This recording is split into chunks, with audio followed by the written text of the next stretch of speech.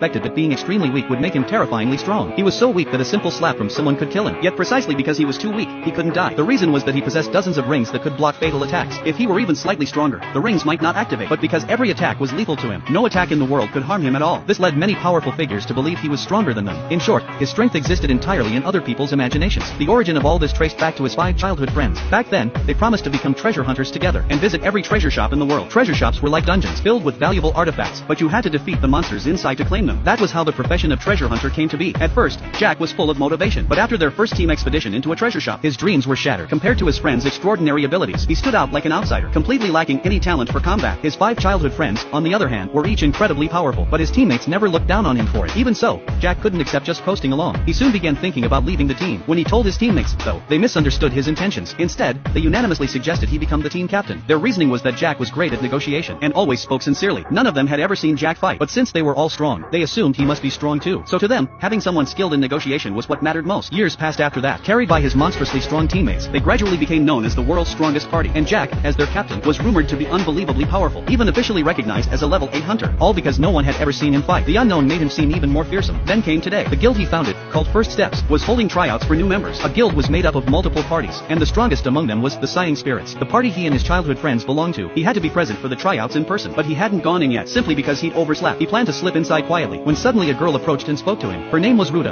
and she was bored from waiting. She wanted to get to know Jack. After introducing herself as a recognized level 3 hunter, she was about to ask Jack his level, when a burly man interrupted. He said this wasn't a place for level 3 hunters, even though level 3 was considered mid to upper tier among hunters. It wasn't enough to join First Steps. His words immediately made Ruta want to fight him. Just as the two were about to clash, guards quickly stepped in. Hearing that fighting would disqualify them, both instantly calmed down. This raised the risk of Jack being exposed, but fortunately, his worries were unnecessary. He managed to blend into the crowd without issue. Maybe because it was her first time here, Ruta didn't know which parties were present. Learning it was Jack's 5th time, she pointed curiously at a particularly flashy-looking group. Jack explained that this was the strongest party in the current recruitment, capable of clearing level 7 treasure shops. The man leading them was their captain, Art, a recognized level 7 hunter. Anyone he approved was guaranteed to rise to fame, but unfortunately, he had never recruited anyone at an open tryout before. Then, an empty table caught Ruta's attention. Just as Jack was thinking how to explain it, the same burly man cut in again. He told Ruta that table belonged to the Sighing Spirits. The reason so many people had come today was because word had spread that the Sighing Spirits might recruit a new member. Suddenly, a commotion rose from the crowd. A man who didn't know his limits wanted to join the Sighing Spirits, but no one from the party was there to meet him. As he started complaining loudly, a girl called out to him. She bluntly told him he wasn't fit to join the Sighing Spirits. This instantly angered the man. He challenged her to a duel on the spot. Coincidentally, both were level 4 hunters. As the fight was about to break out, Jack had a bad feeling.